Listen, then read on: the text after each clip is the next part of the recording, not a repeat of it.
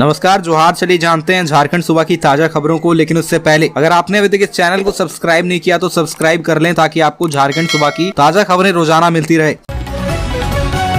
सबसे पहली और बड़ी खबर, सोमवार को ईडी ऑफिस जाएंगे आईएएस छवि रंजन। 2 समन के बाद 24 अप्रैल को हाजिर होने का आदेश। रांची आर्मी लैंड स्कैम मामले में कल आईएएस छवि रंजन को ईडी के हिनू स्थित क्षेत्रीय कार्यालय पहुंचने को कहा गया है। ईडी की ओर से तीसरा समन जारी कर यह आदेश दिया गया है। इससे पहले छवि रंजन को ईडी ने 2 समन जारी किया था। ईडी ने सोमवार को दिन के 11 बजे क्षेत्रीय कार्यालय पहुँचने को कहा है। ईडी सूत्रों की माने तो अगर इस बार छवि रंजन हाजिरी नहीं लगाते हैं तो उनकी मुश्किलें बढ़ सकती है। इससे पहले ईडी ने उन्हें 17 अप्रैल को समन जारी कर 21 अप्रैल को ईडी क्षेत्रीय कार्यालय में पहुंचने को कहा था, पर वे नहीं पहुंचे। अगली खबर, राज्य के 66 केंद्रों में मैट्रिक इंटर कॉपी जांच शुरू। मई के अंतिम सप्ताह तक जारी होगी बोर्ड परीक्षा का परिणाम। झारखंड एकेडमिक काउंसिल की ओर से मैट्रिक और इंटर की परीक्षा की कॉपियों का मूल्यांकन शुरू कर दिया गया है। उम्मीद जताई जा रही है कि मई महीने के अंतिम सप्ताह में रिजल्ट जारी कर दिया जाएगा। परीक्षा कॉपियों के मूल्यांकन के लिए राज्य में कुल 66 परीक्षा केंद्र बनाए गए हैं। यह परीक्षा केंद्र 19 जिलों में बनाए गए हैं। मैट्रिक की कॉपियों की जाँच के लिए 35 और इंटर की कॉपियों की जाँच के लिए 31 केंद्र बनाए गए हैं। इस साल मैट्रिक और इंटर की परीक्षा में 8 लाख परीक्षार्थी शामिल हुए हैं। झारखंड एकेडमिक काउंसिल की ओर से मिली जानकारी के मुताबिक मैट्रिक और इंटर साइंस का रिजल्ट पहले जारी होगा। इसके बाद इंटर आर्ट्स और कॉमर्स का रिजल्ट जारी किया जाएगा। अगली खबर, 6 से 13 मई तक चलेगी सरकारी प्रारंभिक स्कूलों की वार्षिक परीक्षा। सरकारी और अल्पसंख्यक प्रारंभिक स्कूलों में कक्षा 1 से 7 की वार्षिक परीक्षाएं 26-27 अप्रैल और 2 मई को तय थी। जेसीईआरटी ने इसमें संशोधन करते हुए अब 6 से 13 मई तक एक पाली में परीक्षा लेने का निर्णय लिया है। परीक्षा सुबह 7:30 बजे से 9:30 बजे तक होगी। पहले दिन 6 मई को सभी कक्षाओं की हिंदी, उर्दू, बांग्ला, उड़िया और अन्य जनजातीय भाषा की परीक्षा होगी। 8 मई को अंग्रेजी और 9 मई को गणित की परीक्षा ली जाएगी। कक्षा 1 व 2 की परीक्षा मौखिक होगी, जबकि 3 से 7 की लिखित परीक्षा होगी। कक्षा 3 से 5 में हर विषय के 60-60 अंक की परीक्षा होगी। कक्षा 6-7 में गणित, विज्ञान व सामाजिक विज्ञान की 50-50 अंक और शेष विषयों की 60-60 अंकों की परीक्षा ली जाएगी।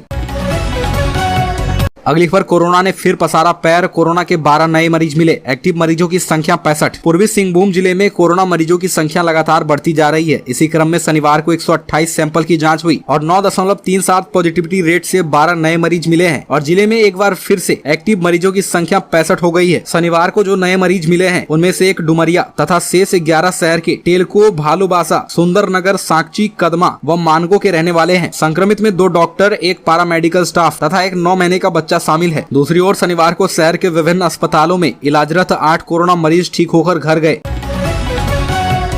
अगली खबर, लोविन हेम्ब्रम ने कहा हेमंत सोरेन को 4 बिहारी घेरे रखे हैं, कहां से होगा आदिवासी मूल निवासी का विकास। झामुमो विधायक लोविन हेम्ब्रम ने फिर अपनी सरकार पर हमला बोला। अवसर था खतियान जमीन बचाओ महाजुटान का। इस कार्यक्रम में पूरे राज्य से वैसे लोगों ने हिस्सा लिया जिनकी जमीन का किसी न किसी रूप में अवैध हस्तांतरण हुआ या फिर जमीन का मामला चल रहा है। पुराने विधानसभा मैदान में आयोजित इस कार्यक्रम में उन्होंने कहा कि राज्य में जल जंगल जमीन बचाने का नारा देने वाली अपनी ही सरकार है। इसके बाद भी आदिवासियों की जमीन लूटी जा रही है। अगर अपनी सरकार के खिलाफ लड़ना पड़ा तो लड़ेंगे, मगर हर हाल में लोगों की जमीन वापस करवाएंगे, क्योंकि हमारी सरकार गलत कर रही है, अपने किए गए वादों से मुकर रही है। उन्होंने कहा कि अब माटी मांगे खून उलगुलान होगा। उन्होंने यह भी कहा कि 4 बिहारी हेमंत सोरेन को घेरे रखे हैं। झारखंड के आदिवासी मूल निवासी कहाँ जाएंगे? भविष्य में भी आदिवासी दिखेंगे या नहीं दिखेंगे? इस पर अब सवाल उठने लगा है। अगली खबर, नो पार्किंग में वाहन खड़ा करने की आदत हो तो हो जाएं सावधान, नहीं तो कट सकता है 650 रुपए का चालान। अगर आप भी अपना 2 पहिया या 4 पहिया वाहन शहर में किनारे में कहीं भी खड़ा कर देते हैं तो सावधान हो जाएं। धनबाद ट्रैफिक पुलिस कहीं पर भी वाहन पार्क कर देने वालों पर सख्ती बरतने वाली है, क्योंकि आपकी इस लापरवाही से न सिर्फ लोगों को परेशानी हो रही है बल्कि रोड जाम की समस्याओं का भी सामना करना पड़ रहा है। ट्रैफिक डीएसपी राजेश कुमार ने कहा कि ट्रैफिक पुलिस ने नो पार्किंग में वाहन खड़ा करने वालों के खिलाफ अभियान शुरू किया है। अगर कोई सड़क के किनारे नो पार्किंग जोन में गाड़ी पार्क करता है तो अब ट्रैफिक पुलिस उस पर कार्रवाई करते हुए 650 रुपए का जुर्माना वसूलेगी। अगली खबर, बोकारो में जेएमएम की बैठक में चुनाव को लेकर बनाई गई रणनीति। बूथ स्तर पर संगठन को मजबूत बनाने का निर्देश। जेएमएम आगामी विधानसभा चुनाव और लोकसभा चुनाव की तैयारियों में जुट गया है। इसको लेकर बोकारो में झामुमो की बैठक हुई, जिसमें कार्यकर्ताओं को कई अहम दिशा निर्देश दिए गए। झारखंड मुक्ति मोर्चा की बैठक रविवार को जेएमएम जिला अध्यक्ष हीरालाल मांझी की अध्यक्षता में बोकारो में हुई, जिसमें कमेटी के विस्तार को लेकर विचार विमर्श किया गया। इस दौरान जेएमएम के जिला अध्यक्ष हीरालाल मांझी ने कहा कि आगामी लोकसभा और विधानसभा चुनाव के मद्देनजर सभी कार्यकर्ता अभी से तैयारियों में जुट जाएं। हीरालाल ने कहा कि डुमरी विधानसभा क्षेत्र से हमारे अभिभावक और वरिष्ठ नेता जगन्नाथ महतो के नहीं रहने के कारण 6 महीने के भीतर उपचुनाव भी होना है। इसको लेकर भी उन्होंने बैठक में कार्यकर्ताओं संग विस्तृत चर्चा की।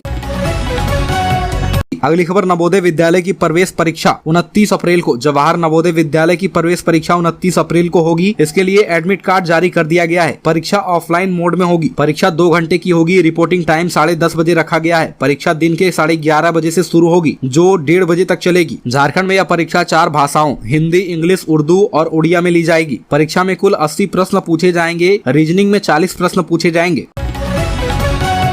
अगली खबर, पलामू टाइगर रिजर्व में दिखे बाघ का 30 दिनों से नहीं मिला कोई ट्रेस। पलामू टाइगर रिजर्व में करीब 1 महीने पहले दिखे बाघ का कोई ट्रेस अब नहीं मिल पा रहा है, जबकि पीटीआर प्रबंधन द्वारा उसकी खोजबीन में कुशल वन कर्मियों को लगाया गया है। इतना ही नहीं, स्केट और पगमार की खोजबीन की जा रही है, लेकिन अब तक वन कर्मियों को निराशा ही हाथ लगी है। इससे उम्मीद जताई जा रही है कि बाघ पलामू टाइगर रिजर्व से बाहर निकल गया है। पीटीआर के डिप्टी डायरेक्टर प्रजेश कांत जेना ने कहा कि अभी तक तो जानकारी है उसके मुताबिक बाघ पीटीआर के बाहर होने की पूरी संभावना है। हालांकि इसे पूरी तरह से सच नहीं माना जा सकता। पीटीआर के अलावा इसके बॉर्डर एरिया की भी पूरी निगरानी की जा रही है।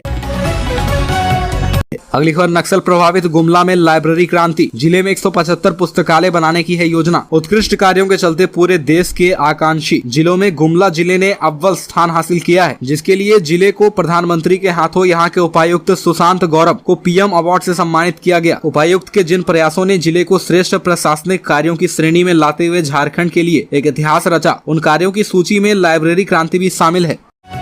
पड़ोसी राज्य बिहार के बाद झारखंड में हो सकती है जातीय गणना। कांग्रेस राजद के कारण मुख्यमंत्री सोरेन पर भी बढ़ेगा दबाव। राज्य में आगामी लोकसभा और विधानसभा चुनाव के पहले जातीय गणना की मांग जोर पकड़ सकती है। इस मामले में झारखंड अपने पड़ोसी राज्य बिहार के रास्ते पर आगे बढ़ सकता है। उल्लेखनीय कि बिहार में जातीय गणना चल रही है, वहां पर सत्तारूढ़ जनता दल और राजद की इस पहल का कांग्रेस ने खुलकर समर्थन कर दिया है। पार्टी नेता राहुल गांधी इसके पक्ष में सामने आ गए हैं। जातीय गणना के साथ साथ आबादी के लिहाज से आरक्षण प्रतिशत तय करने की मुहिम के पक्ष में साथ देने की बात कही है। इससे जदयू और राजद गठबंधन के हौसले बुलंद हैं। राहुल गांधी के द्वारा खुलकर इसके पक्ष में आने के बाद प्रदेश कांग्रेस अध्यक्ष इसे लेकर मुख्यमंत्री हेमंत सोरेन पर दबाव बढ़ा सकते हैं। उत्तर प्रदेश में 24/7 एयर एम्बुलेंस सेवा का मुख्यमंत्री हेमंत सोरेन करेंगे शुरुआत। 28 अप्रैल से शुरू होगी यह सेवा। झारखंड सरकार की एयर एम्बुलेंस सेवा 28 अप्रैल से शुरू होने वाली है। मुख्यमंत्री हेमंत सोरेन स्टेट हैंगर से खुद 24/7 इस एम्बुलेंस सेवा की शुरुआत करेंगे, जिसके बाद झारखंड के विभिन्न जिलों से दिल्ली, हैदराबाद, चेन्नई, वाराणसी, मुंबई और लखनऊ के लिए महज 3 घंटे के भीतर कम दरों पर एयर एम्बुलेंस की सुविधा लोगों को मिल पाएगी। झारखंड के कई एयरपोर्ट से इसकी सुविधा मरीजों को मिलेगी, जिसके जरिए लोग देश के बड़े बड़े अस्पतालों में इलाज के लिए मरीज को ले जा पाएंगे। रांची, देवघर, दुमका, गिरिडीह, धनबाद, बोकारो और जमशेदपुर की हवाई पट्टी से एयर एम्बुलेंस सेवा शुरू होगी। खबर बढ़ती जा रही आईएएस छवि रंजन की मुश्किलें। इन्फोर्समेंट डिपार्टमेंट ने भेजा नया समन। अब 24 अप्रैल को होगी पेशी। झारखंड के आईएएस अधिकारी छवि रंजन कथित अवैध भूमि की बिक्री से जुड़ी धनशोधन जांच में पूछताछ के लिए प्रवर्तन निदेशालय के समक्ष शुक्रवार को पेश नहीं हो पाए। आधिकारिक सूत्रों ने कहा कि ईडी ने नया समन जारी करते हुए उन्हें मामले में पूछताछ के लिए 24 अप्रैल को पेश होने के लिए कहा है। इससे पहले ईडी ने उन्हें 21 अप्रैल को शाम 4 बजे तक उसके रांची स्थित क्षेत्रीय कार्यालय में पेश होने के लिए कहा था। हालांकि आईएएस छवि रंजन के वकील अभिषेक कृष्ण गुप्ता ने कहा कि चूंकि वह शहर से बाहर हैं और शनिवार शाम को लौटेंगे, इसलिए अपने अगले सप्ताह कोई और तारीख देने का अनुरोध किया है और ईडी को आश्वासन दिया है कि वह पूछताछ के लिए पेश होंगे एवं मामले की जांच कर रही एजेंसी को पूरा सहयोग देंगे। नक्सलियों की आपसी लड़ाई में जख्मी हुआ नक्सली कमांडर सुरेंद्र राम पुलिस के हत्थे चढ़ा। कई वारदातों में रह चुका है शामिल। पलामू पुलिस ने जेजेएमपी के नक्सली कमांडर सुरेंद्र राम को गिरफ्तार करने में कामयाबी हासिल की है और उस पर रामगढ़, मानेका और लातेहार में कई मामले दर्ज हैं। पलामू नक्सलियों की आपसी मुठभेड़ में जख्मी हुए जेजेएमपी के टॉप कमांडर को महीनों के बाद पुलिस ने गिरफ्तार कर लिया है। गिरफ्तार नक्सली कमांडर सुरेंद्र राम ने पलामू पुलिस के सामने कई बड़े खुलासे किए हैं।